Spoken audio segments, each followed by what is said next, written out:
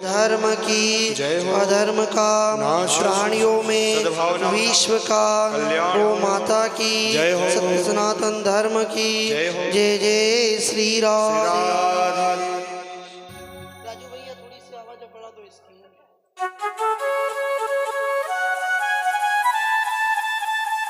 गंगा के किनारे सुखदेव जी मुनि राजा परीक्षित को वट वृक्ष के नीचे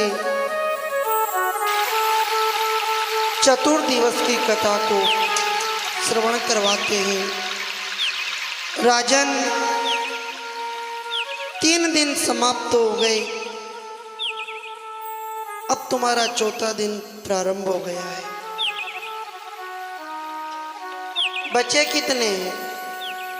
3 दिन हो गए। तुम्हारे मन में कोई कामना अब भी बची हो, कोई भावना अगर बची हो, कोई इच्छा अगर हुई हो, तो निसंकोच होकर के तुम कह दो।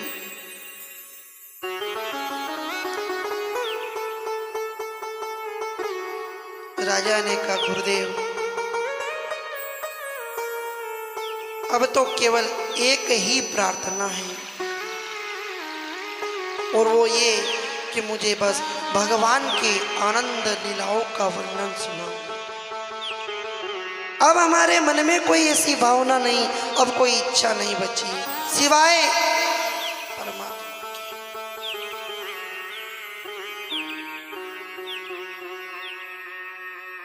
और देखो भगवान मिलते किससे? अगर हम कह दें कि हमारी अवस्था भगवान में मिल जाए, ज्ञान से भगवान मिल जाए, तो बताओ उस प्रहलाद और ध्रुव की क्या अवस्था थी, क्या उम्र थी उनकी। ज्ञान की अगर बात करें तो सबरी में क्या ज्ञान था हमारे।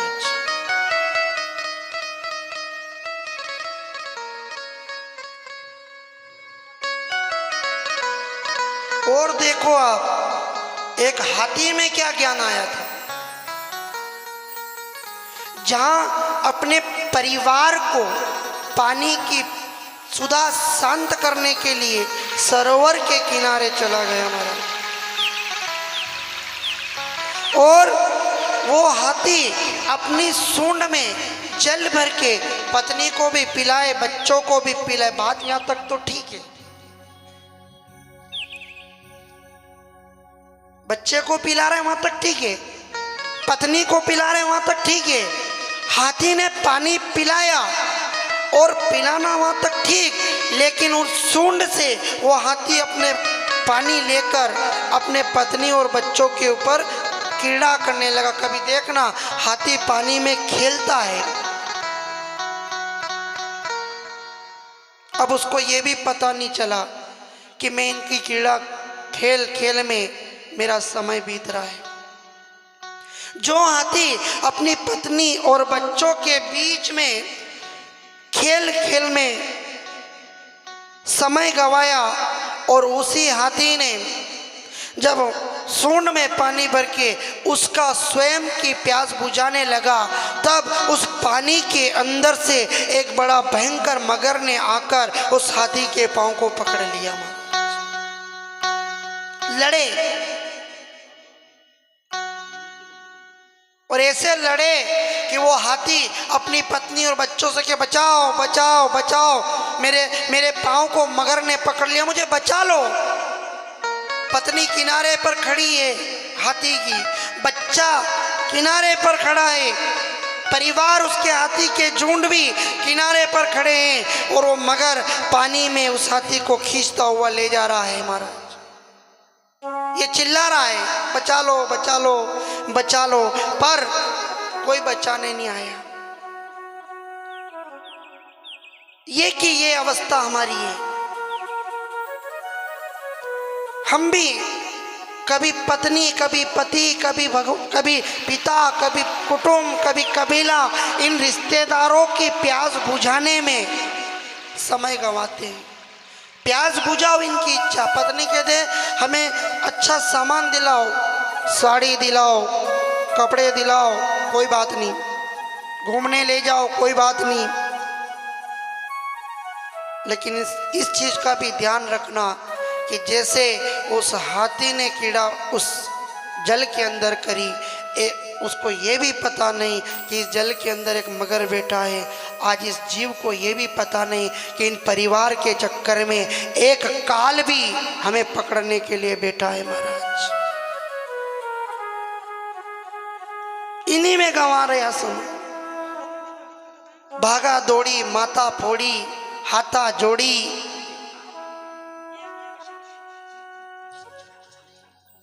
इन्हीं में हमारा समय हम व्यतीत कर रहे हैं।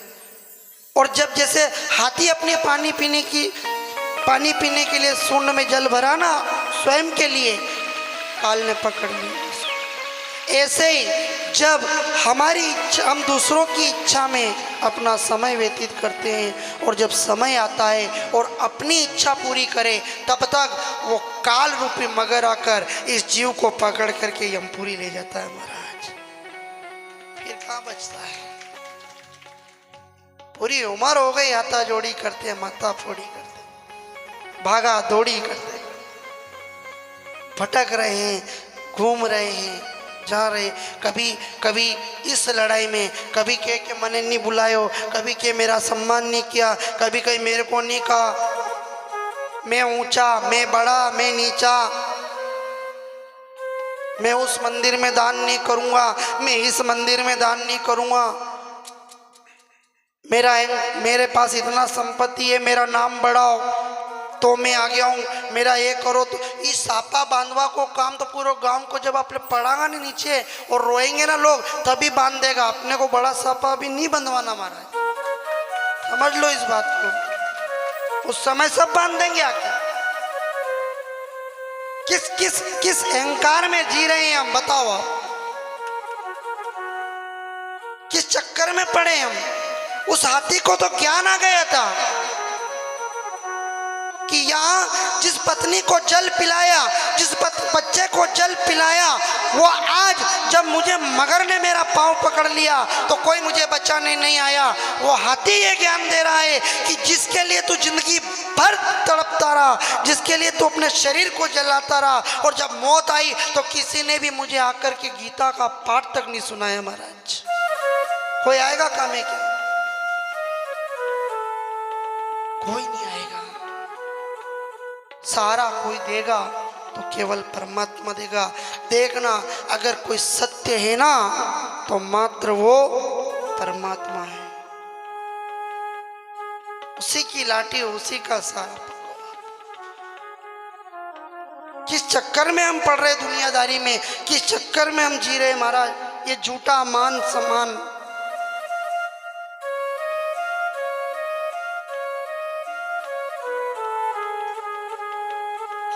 धर्म से विमुख होते जा रहे हैं।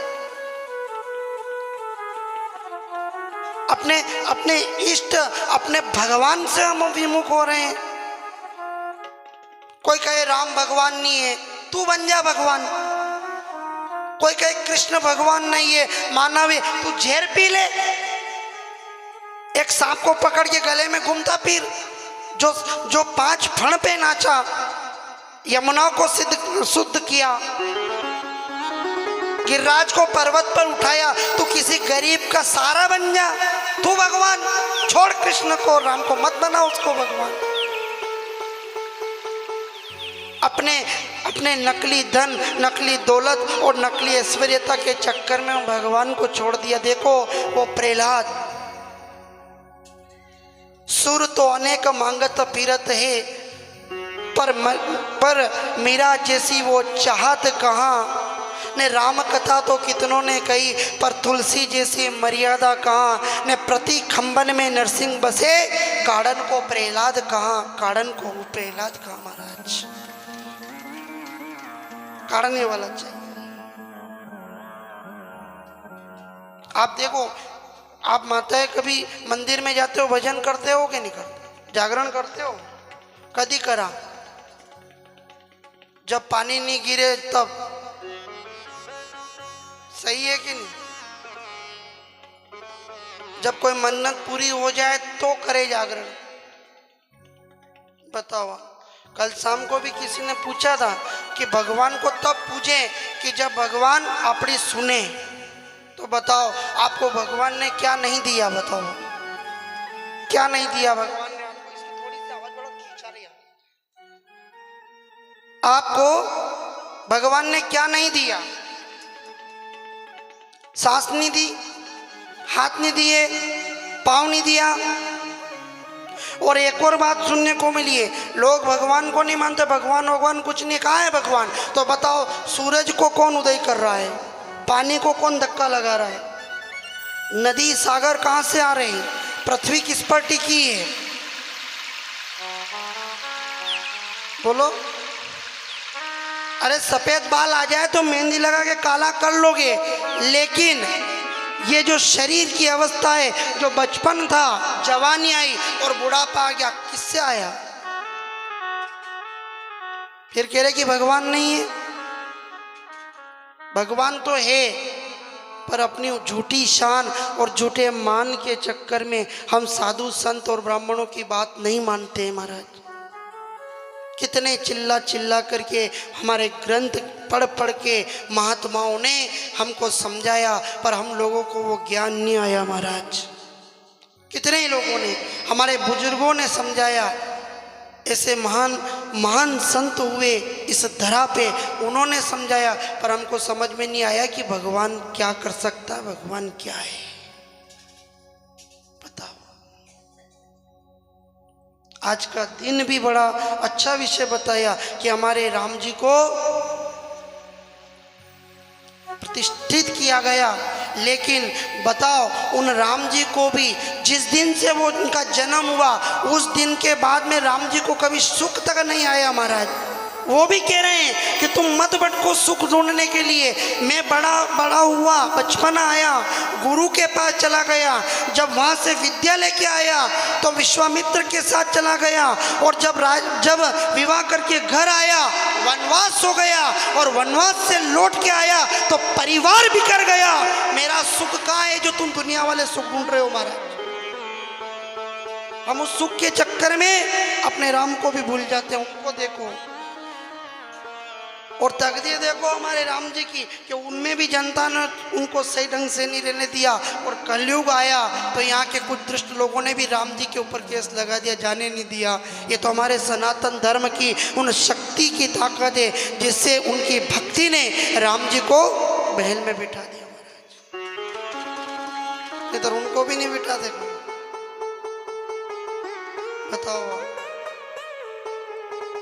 हाथी में ज्ञान आ गया तो उसने देख लिया कि जिस पत्नी को जल पिला रहा हूं, जिस बच्चे, ये कोई काम का नहीं आने वाला। एक पुष्प रखा हुआ था उस सरोवर के अंदर, सूंड से उस पुष्प को लेकर हाथी ने उस गोविंद को बुलाया, हे मेरे गोविंद, हे गिरधारी, हे द्वारकाधीश, हे सांवरिया, मैं समझ गया हूं कि ये दुनिया सब झूठी है, मतलब का संसार है। आज जब मेरी मौत आई तो मुझे छोड़ करके मेरा रिश्तेदार और परिवार भी छोड़ के चला गया।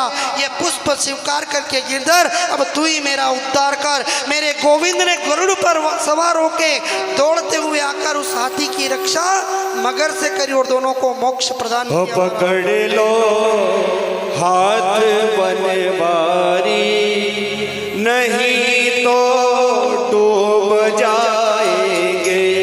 पकड़ लो हाथ बनवारी, नहीं तो डूब जाएंगे।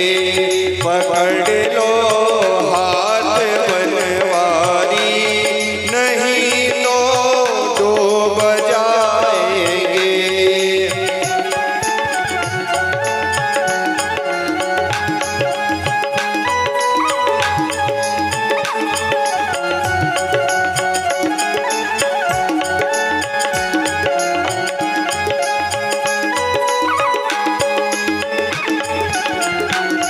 पकड़ लो हाथ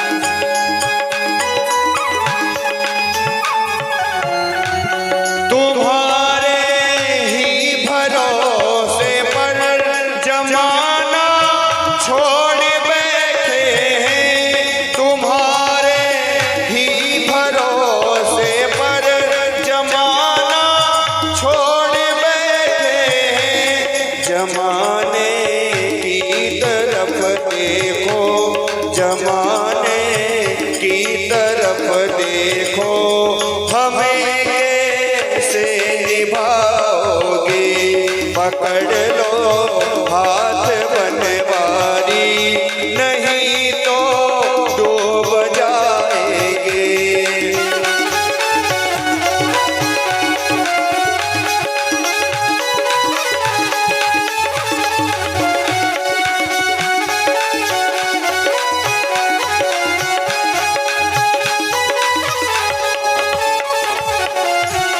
बड़ी मजेदार में नैया थी भैया, कोई नहीं मेरा।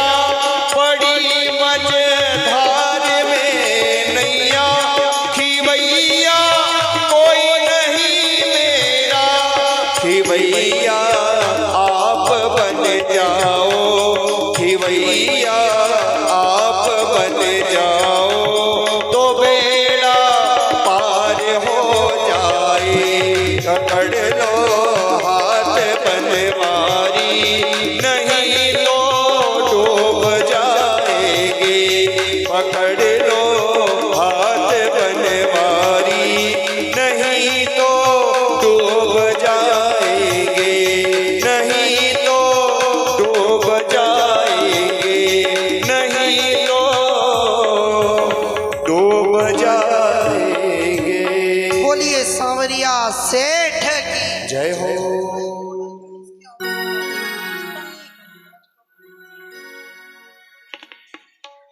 सुखदेव जी मुनि राजा परीक्षित को कहते, राजन मेरा गोविंद तो बड़ा दयालु है महाराज, वो तो हाथी की भी रक्षा करी उसने, और ये दोनों पूर्व जन्म में एक गुरु का अपमान करने की सजा मिली इनको।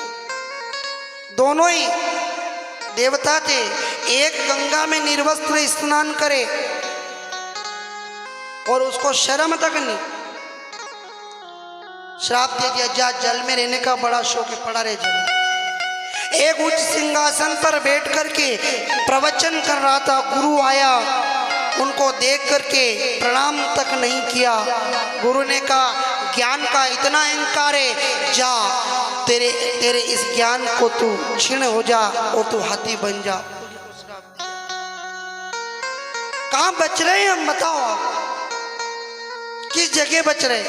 ज्ञान ज्यादा हो जाए और अहंकार आ जाए। वो भरत जी महाराज भगवान को प्राप्त करने के लिए घर छोड़ दिया, 3 जन्म के बाद मुक्ति मिली है महाराज।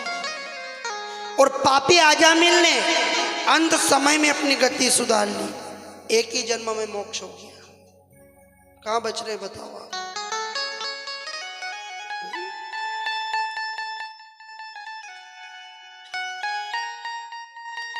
गुरु ब्राह्मण संत हमारे बड़े पूर्वज आशीर्वाद लेना छोड़ दिया इनका। बुद्धि कहां से आई? घर में पहले उठते थे तो बड़े बुजुर्गों को प्रणाम करते थे, अब तो चाय एक वो चाहिए महाराज। पूर्वजों का सम्मान छोड़ दिया, मंदिरों में जाना छोड़ दिया। आए हैं इस दुनिया में, वो वचन दिया उसको भुला दिया। जिस ठिकाने से आए उस ठिकाने को हमने भुला दिया। रास्ते में आया मंदिर तो शीश झुकाना भुला दिया। अंधेरी माया की इस अंधेरी नगरी में यूं भटके हम के सामने भगवान दिखे, शीश झुकाना भूल गया। अपने अहंकार में इतना बड़े मस्त। वो छोटा सा बालक मजबूर कर दिया उसने। अभी अपनी कथा में कोई अच्छा बड़ा वरिष्ठ आ जाए ना तो उनके लिए अच्छी गादी बिछाओ, कुर्सी लगाओ तो बैठे, नहीं तो खड़ा खड़ा प्रणाम करके बाहर हो जाए। और मेरे गोविंद को देखो, एक छोटा सा बालक उस पर इतना विश्वास कर लिया कि मेरा गोविंद खंबे में से निकल गया, मेरे को कुर्सी चाहिए ना आसन चाहिए, जहां मेरा भक्त बुलाए वहां पहुंच जाए। एक हाथी ने इतनी प्रार्थना करी कि गरुड़ पे बैठ के आ रहे थे, गरुड़ की चाल धीरे देखी, गोविंद ने गरुड़ को पीछे छोड़ दिया और भक्त के पास पहले पहुंच गया महाराज। हाथी में ज्ञान आ गया, एक पक्षी में ज्ञान आ गया। और हम मूढ़ नराधम लोग इस मोह माया और धन दौलत के चक्कर में महाराज बताओ, जिस जमीन पर खड़े रहकर आप लोगों को बताते हो ना कि या 100 बीघा जमीन अपनी जे नजर डालो वह अपनी जे, मेहमानों को बताते हैं कि देखो साहब मैं भी कोई छोटा मोटा आदमी नहीं, हम भी गांव के बहुत बड़े जागीरदार हैं। देखो जहाँ तक आपकी नज़र जा रही है ना वो सब जगह अपनी इतने बड़े जागीरदार है। वह जमीन भी के थारा बाप दादा भी यहाँ थी उबारे ने बताता मने वी भी वहाँ कोई राकोड़ो वही गयो न मन हंडे नहीं ले गया महाराज। हाँ वह भी कही नहीं। आप पूरी जिंदगी में ऐशो आराम करो, लेकिन जैसे अपन सब्जी बनाए न अच्छा मसाला डाल